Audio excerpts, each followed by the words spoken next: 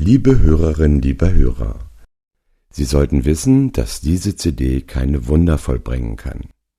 Jedoch können Sie lernen, Ihr Unterbewusstsein so zu programmieren, dass unbewusste Verhaltensweisen geändert werden, wobei Sie ab dem ersten Tag positive Veränderungen feststellen können. Mit dieser Methode habe ich mein eigenes Schnarchen wunderbar in den Griff bekommen. Als ich vor vielen Jahren einige Tage im Krankenhaus verbringen musste, sagte mir mein Bettnachbar, dass ich sehr laut schnarchen würde. Wie Sie sich sicherlich vorstellen können, war mir dies natürlich äußerst unangenehm. Bedenkt man dabei, dass das Schnarchen bis zu 90 Dezibel erreichen kann, das entspricht der Lautstärke einer stark befahrenen Autobahn, bekommt man eine Vorstellung davon, wie störend das Schnarchen für den Partner ist. Da es gegen das Schnarchen bislang noch keine befriedigende Lösung gab, entschloss ich mich, mit der bewährten Methode der Selbsthypnose zu arbeiten, die ich ja schon seit Jahren praktiziere. Mir war aber auch bekannt, dass das Schnarchen immer am lautesten ist, wenn man auf den Rücken liegt. Da man das Schnarchen in der Regel selber nicht bemerkt, habe ich mir in der Selbsthypnose die Suggestion, also den Befehl erteilt, mein Schnarchen im Schlaf bewusst wahrzunehmen, also zu hören und mich im Schlaf auf die Seite zu legen. Von der ersten Nacht an funktionierte die unterbewusste Programmierung wunderbar. Immer wenn ich zu schnarchen anfing, reagierte ich sofort, drehte mich zur Seite und schlief weiter, ohne laute Schnarchgeräusche.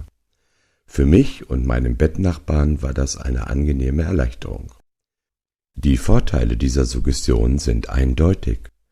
Der Schlaf ist entspannter und da die Schnarchperioden nur ganz kurz andauern, auch für den Körper gesünder, da die Durchblutung nicht in Stocken gerät und auch Ihr Partner kann wieder einen ungestörten Schlaf genießen. Faktoren, die das Schnarchen fördern und die Sie vielleicht abstellen können, sind Übergewicht, Nikotin, Koffein und Medikamente, wie zum Beispiel Schlafmittel, die die Muskulatur erschlaffen lassen. Auch Alkohol hat eine schlaffördernde Wirkung. Es gibt die Faustregel, die besagt, dass jedes Glas Wein circa 1 Stunde Schnarchen bedeutet. Mithilfe dieser CD werden Sie Ihrem Unterbewusstsein die richtigen Befehle erteilen und schnell zu einem schnarchfreien Schlaf gelangen. Und das Besondere daran ist, dass Sie keinen zusätzlichen Zeitaufwand haben. Sie hören die CD einfach zum Einschlafen und lassen sich von meiner Stimme und der harmonischen Musik sanft in den Schlaf begleiten.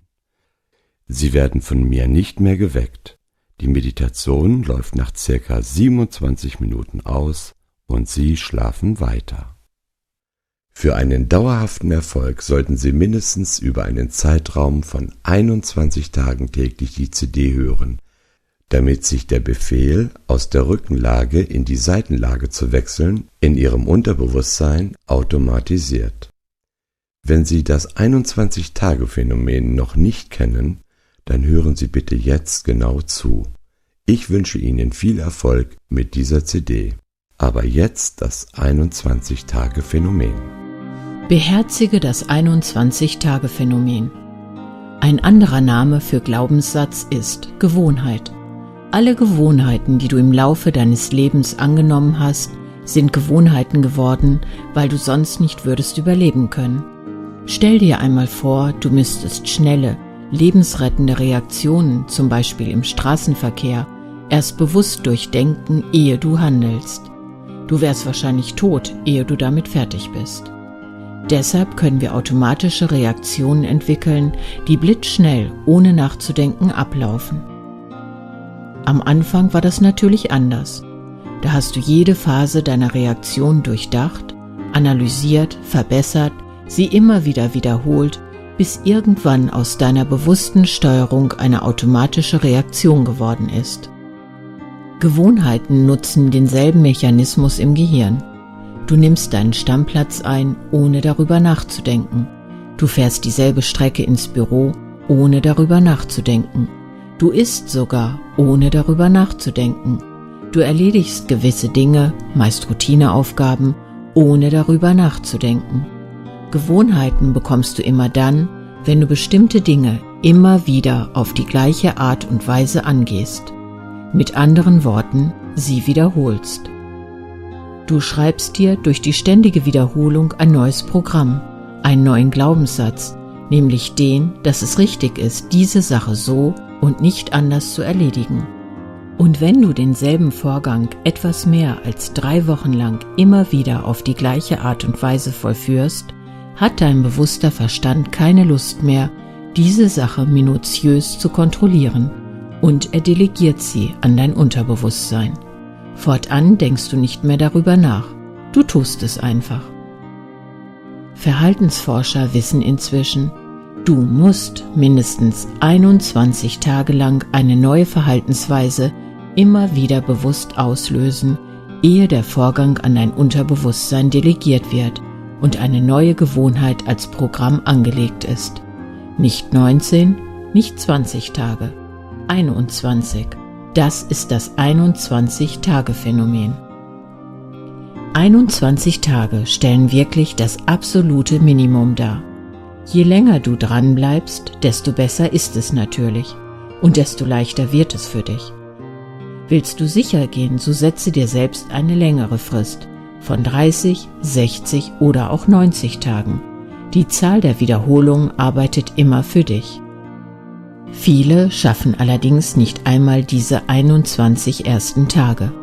Schaffst du sie, hast du dir selbst bewiesen, dass du auch 30, 60 oder gar 90 Tage dabei bleiben kannst. Wenn du also ein altes Programm, eine unliebsam gewordene Gewohnheit wieder loswerden willst, dann reicht ein einfacher Entschluss, ein ab heute nicht mehr, leider nicht aus. Solange dein altes Programm nicht komplett überschrieben, also durch eine neue Verhaltensweise ersetzt worden ist, behältst du das alte Verhalten und machst unbewusst weiter wie bisher. Darum beherzige das 21-Tage-Phänomen. Suche dir ein neues Verhalten aus, das du an die Stelle des alten setzen willst.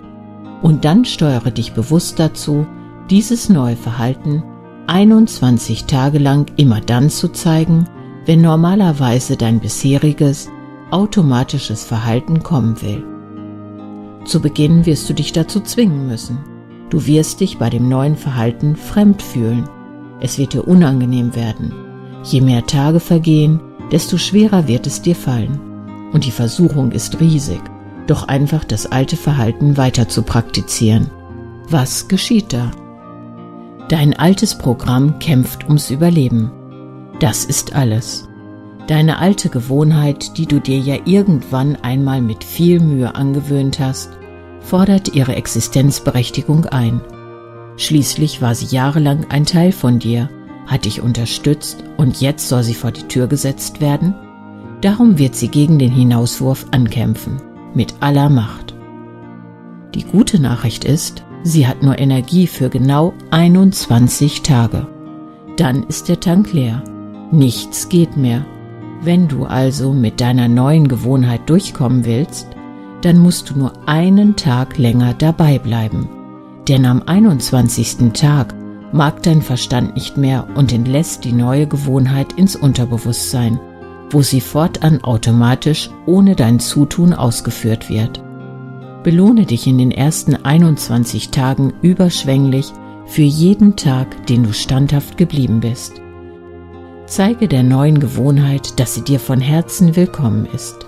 Lade deine neue Gewohnheit ein, zu verweilen, und du wirst sehen, sie wird bleiben. Hier noch einmal eine kurze Zusammenfassung.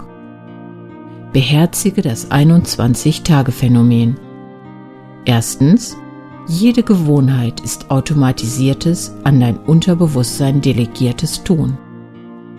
Zweitens, eine neue Gewohnheit nimmst du an, wenn du die gewünschte Verhaltensweise mindestens 21 Tage lang bewusst ausführst.